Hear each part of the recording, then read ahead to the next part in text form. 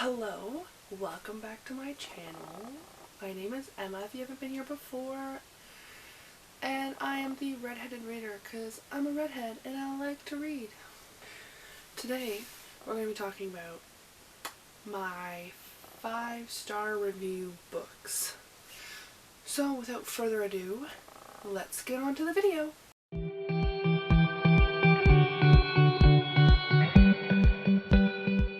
So, first, House of Salt and Sorrows by Erin A. Craig.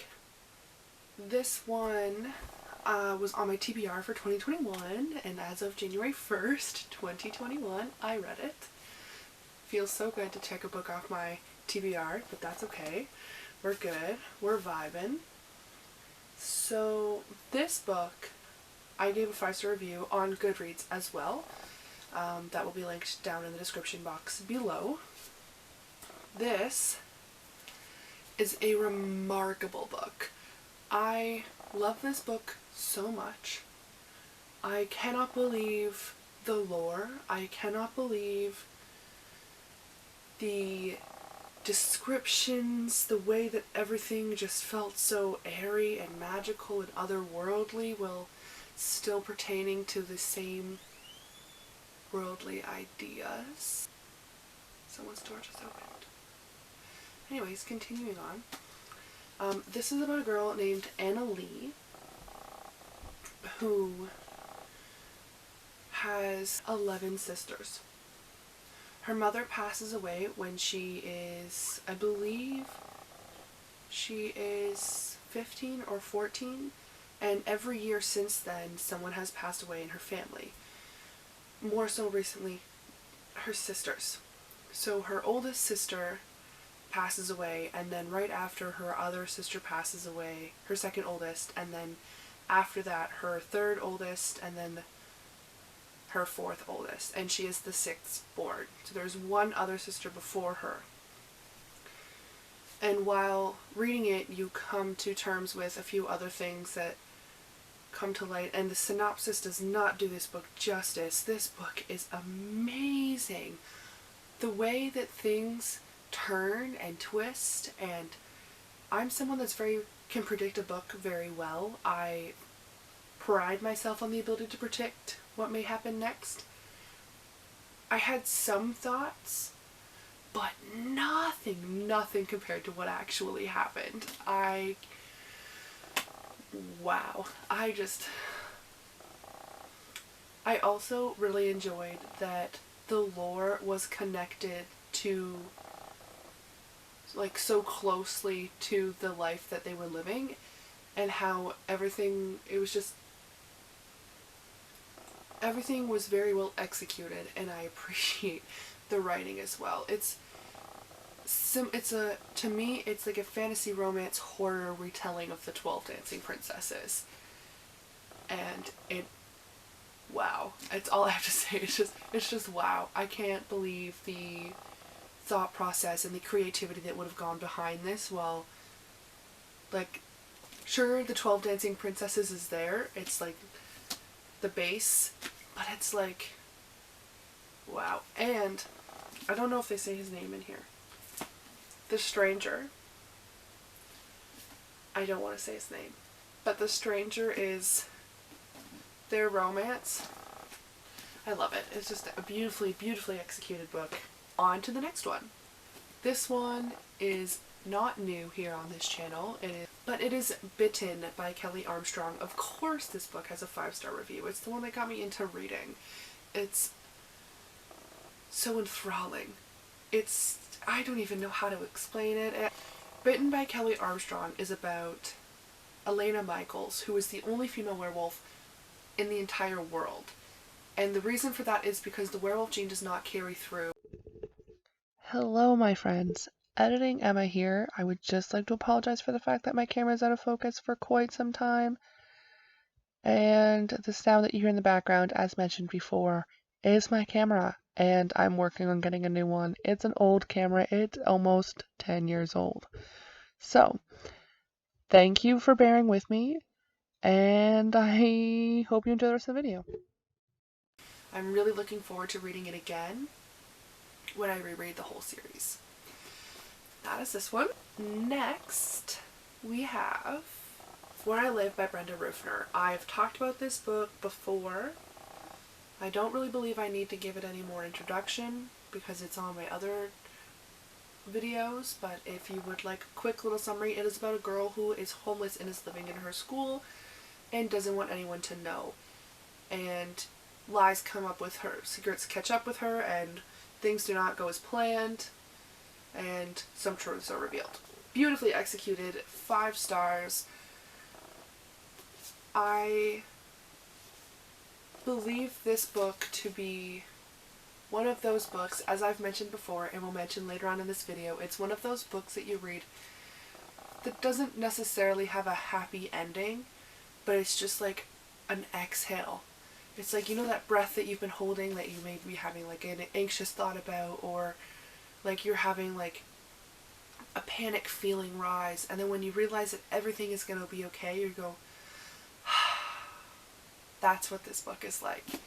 And it's what one of the other books is like as well. And I find that those books are very realistic to me, and they just find a way to worm their little stories into my heart, and I appreciate the authors that think about this.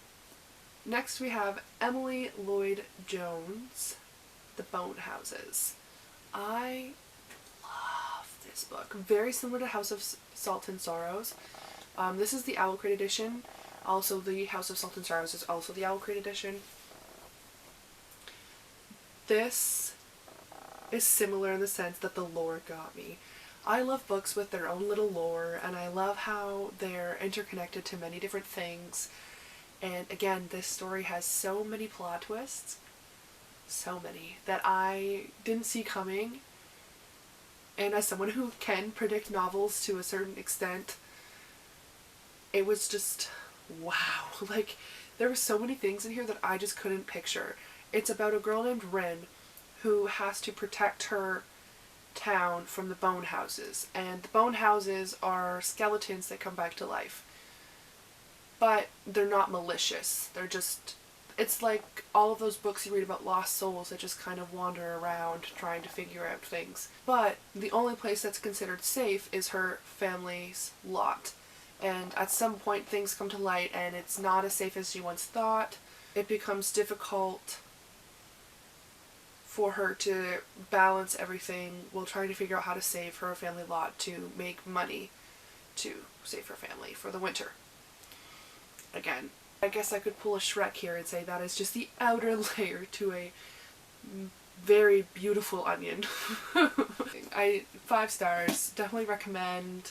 All of the books on here I'm always going to say recommend because everyone should form their own opinion. Next, we have the ending of a trilogy, Ascend by Amanda Hocking. I love this whole trilogy, but the first 2 books for me, they were nothing compared to this one.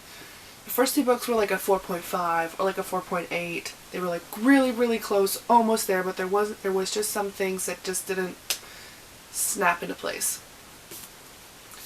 This one snapped into place for me. This one was amazing. I don't want to say too much about it because it is the final book in the trilogy, but the trilogy is about a girl named Wendy who is part of Changeling, the lore about changelings, and she's switched with trolls. What she ends up having to do is some things are shed, some light is shed on her current situation, on her family history, and she discovers she's not who she thought she was. Her brother is not who he thought he was. And everything is just amazing. It's absolutely 100% amazing. The whole story, the idea of it is amazing. But the thing about this one is it just sits right. I loved every single thing about this book. It's the final, it's the trilogy, it sums everything up, and gotta be honest, there's a few naughty scenes in it, but it definitely, it's right on the nail for me. Set on romance. There's a lot of character development and there's a lot of plot development, and it's definitely a series that I would really like to reread at some point. But Ascend is a 5-star for me, definitely. Next, we're going on to Serpent and Dove by Shelby Mahurin. If you don't know what this is about, you need to really get on the train. It's amazing. It's, again, has its own lore because I'm someone that loves a world with its own lore. It's beautifully executed. The characters, the way that some French language is thrown in there, as someone who grew up speaking French, it definitely, it hit all the nails on the head for me. It has French, it has lore, it has witches, it has forbidden romance, and it's interesting. Some things definitely come out and are said, and you're just kind of like, I had a feeling, but I wasn't sure, and it's one of those books that you're just like, wow. I'm really excited to read the sequel. I believe the sequel will be just as good, if not better. I really, really love Lou and Reed and their characters and how they connect. I love everything about it. It's definitely something that you should read. It's also 1 o'clock in the morning, and if you excuse me if my eyes get a little tired. I would love to read your comments about this book in obviously the comment section down below. If you have anything, opposing theories, or a conversation that you would really like to start about this book, please don't be afraid. I would love to hear it. Next we have The Summoning by Kelly Armstrong. Of course I have the Summoning series in here. This is character development. It's very similar to Amanda Hawking's Ascend. It has romance and having some powerful thoughts. Doesn't have its own lore, but definitely has its own world within our own. I believe I read this when I was 11. I may have gotten my Bitten timeline mixed up. I believe I read Bitten when I was 9. Yes, I do believe I read Bitten when I was 9. Maybe 10. And then I read this one. We have the book that has probably impacted my thought process the most.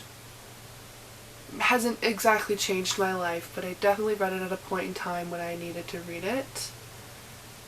Definitely is amazing. Skin by Adrienne Maria Rezos. I've already talked about this book on here. I've definitely given a description about it. I believe it is the Christmas book tags. Wow, this book, what else can I say? The writing is phenomenal. The way that it's executed is phenomenal. The writing, the plot, just everything. I never would have thought to write a book from a 14-year-old's perspective about his family dynamic. I don't know why I would never have thought about that, but it resonated with me at the time that I had read it because I needed to read it. I have 2 other books that I would like to give honorable mentions that are very, very, very, very close, if not 5 stars. Perks of Being a Wallflower by Stephen Chbosky. If I'm butchering the name, I will put a picture of it right here. And I read that book, and there was a line from it that definitely sat with me, and I'm definitely this kind of person. Every book I read is going to be better than the last. And that is said in Perks of Being a Wallflower when he goes to his English teacher to talk to him about getting a new book to read or getting a recommendation for a new book to read. And he says to him that every book is better than the last. Definitely, that's how I feel. I rarely have anything horrible to say about books. I believe that every book has its own world and its own writing capacity.